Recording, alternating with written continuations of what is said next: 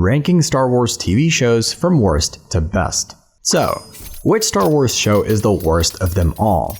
And no, I'm not talking about the one you kinda liked but forgot existed. I mean the one that made fans actually say, maybe the galaxy doesn't need this. And on the flip side, which series had us binging until 3 AM, ugly crying over a droid, and counting down days till the next episode dropped? Today we're ranking every Star Wars TV show from worst to best. From animated adventures to live-action blockbusters, we'll break down what made each one shine, what held it back, and where it lands in the galaxy far, far away. Number 8. Star Wars Resistance. Let's be honest, Resistance never stood a chance against the hype of the Clone Wars or Rebels. Released in 2018, it was aimed squarely at a younger audience, following Kazuda's Yono, a New Republic pilot sent to spy on the First Order. On the plus side, the animation style was fresh. It had that cel-shaded, anime-inspired look that stood out from every other Star Wars show. The series also gave us more insight into the timeline just before The Force Awakens, something the movies skipped over.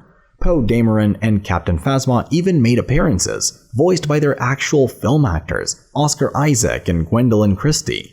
That's a big deal. But here's the thing, Resistance struggled to hook older fans. The tone leaned more goofy than gritty, and the stakes felt small compared to galaxy-wide wars. And Kaz, well, let's just say his brand of clumsy heroism wasn't for everyone.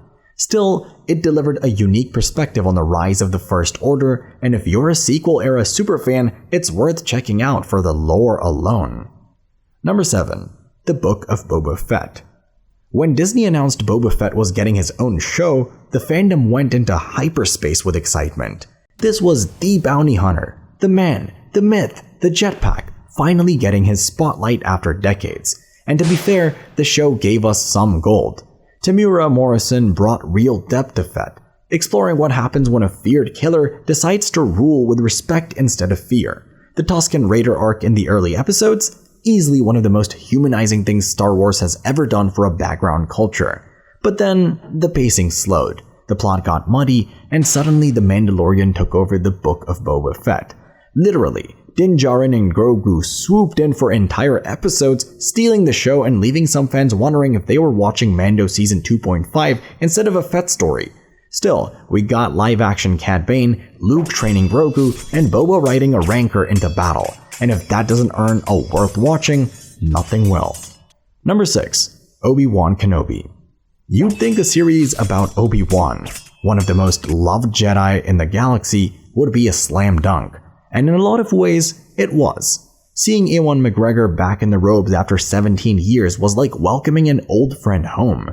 The show picks up a decade after Revenge of the Sith, with Obi-Wan living in exile on Tatooine, watching over young Luke Skywalker from a distance, until he's forced to come out of hiding to rescue a kidnapped 10-year-old Leia Organa. This series gave fans moments we dreamed of for years. Obi-Wan's emotional reunion with Anakin, the heartbreaking flashbacks to their time as brothers in arms, and that jaw-dropping final duel where Obi-Wan cracks Vader's mask and speaks directly to Anakin's scarred face. It's fan service in the best way. But the show wasn't perfect. Some complained about the inconsistent pacing and certain chase scenes that looked, well, let's just say not quite up to Jedi standards. Still, Moses Ingram's Reva brought a fresh and complex antagonist to the table. Young Vivian Lyra Blair nailed Leia's sass and bravery, and the emotional weight of Obi-Wan forgiving himself made this series an important, if slightly flawed, chapter in Star Wars history. Number 5. Ahsoka. If you've followed Star Wars animation, Ahsoka Tano is practically royalty. The former Jedi Padawan of Anakin Skywalker went from an initially divisive character in the Clone Wars to one of the most beloved figures in the franchise. In her own live-action series, Rosario Dawson brings her calm, wise, but still rebellious personality to life. The plot? Ahsoka investigates a mysterious threat to the galaxy alongside familiar faces like Sabine Wren and Hera Syndulla. The big draw here was the long-awaited live-action debut of Grand Admiral Thrawn, a calculating genius fans had been waiting for years to see. We also got stunning fight choreography. Ahsoka's duel with Merrick under the moonlight was pure art, and emotionally charged moments that tied back to Anakin's legacy. especially that unforgettable world-between-worlds sequence with Hayden Christensen returning as Anakin Skywalker. Critics pointed out that pacing sometimes dragged, and especially for viewers unfamiliar with Rebels. But for fans invested in that lore, Ahsoka was a treasure chest of payoffs. It set the stage for Dave Filoni's future Star Wars film, making it feel less like a self-contained series and more like the start of a bigger, bolder chapter. Quick favor before we move on. If you appreciate this content, consider giving this video a like and subscribing to the channel. Believe it or not, more than 87% of viewers haven't subscribed yet. It's free and only takes a second, but it means the world to us. So, did you subscribe already? Great. Thank you so much for your support. Now, back to the video. Number 4. Star Wars Rebels. If the Clone Wars showed us the rise and fall of the Jedi, Rebels showed us what survival looks like in the shadow of the Empire. This animated series follows Ezra Bridger, a street-smart orphan who joins the crew of the Ghost, Hera, Kanan, Sabine, Zeb, and everyone's favorite grumpy droid, Chopper. What started as a smaller-scale story grew into one of the most emotionally powerful series in the franchise. We saw Kanan's evolution from reluctant mentor to true Jedi Knight, culminating in one of the most selfless and heroic deaths in Star Wars. We got Maul's final chapter, his hauntingly intimate duel with Obi-Wan lasting just seconds but packed with years of history. And of course, the introduction of Grand Admiral Thrawn into canon, solidifying him as one of the most dangerous Imperial minds. Rebels didn't just connect to the larger saga, it actively enriched it. It set up Ahsoka's live-action arc, bridged gaps to the original trilogy, and gave us one of the best season finales in Star Wars animation. The only reason it's not higher? The early episodes took time to find their footing, and some fans dismissed the animation style as too cartoony at first, but if you stuck around, the payoff was huge. Number 3. Andor. No lightsabers, no Jedi, barely any Force talk, and yet Andor might be one of the most gripping Star Wars stories ever put on screen. This prequel to Rogue One focuses on Cassian Andor, a thief who gets pulled into the fight against the Empire long before he becomes a rebel spy. What makes this series special is how grounded it feels. The Empire isn't just a distant evil here. It's a suffocating, bureaucratic machine crushing normal lives.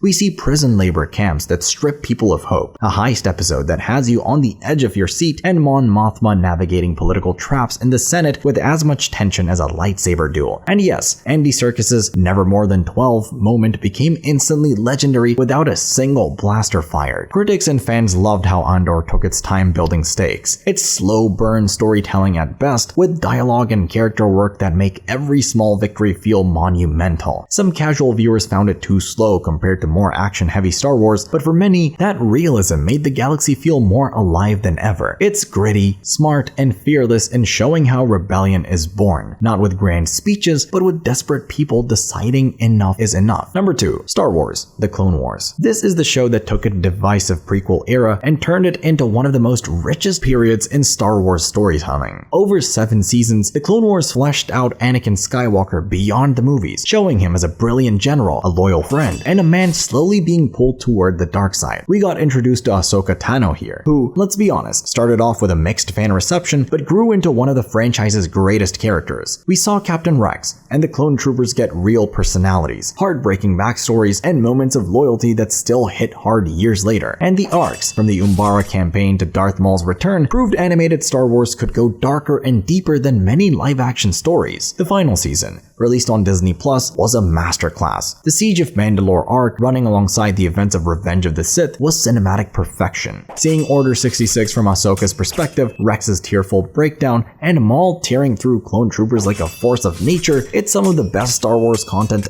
ever made. Period. The only reason it's not number 1, that honor belongs to a series that changed the game for Star Wars television. Number 1. The Mandalorian. When The Mandalorian first dropped on Disney Plus, nobody knew what to expect. No Skywalkers, no Death Stars, just a lone bounty hunter in shiny Beskar armor wandering the galaxy. And then, Baby Yoda happened. The child, Grogu. The galaxy lost its collective mind, and suddenly even non-Star Wars fans were tuning in.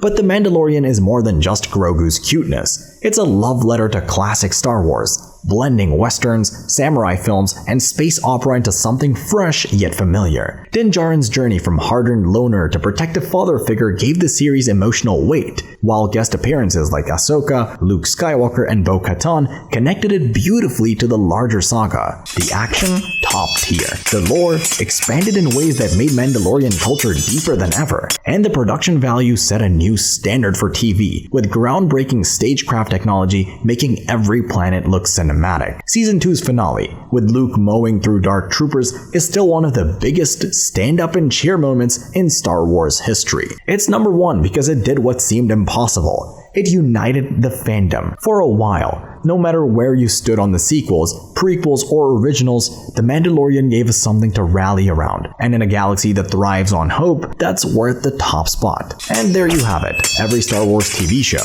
ranked from the ones that struggled to find their place in the galaxy to the ones that redefined it. Maybe you think Andor should have taken the crown. Or maybe you're still mad about where Book of Boba Fett landed. Either way, let's fight it out in the comments. Bring your lightsabers. Hit like, smash subscribe, and turn on notifications. Because next time, we might just be ranking the greatest Star Wars lightsaber duels of all time. And trust me, you're not gonna want to miss that. May the Force be with you.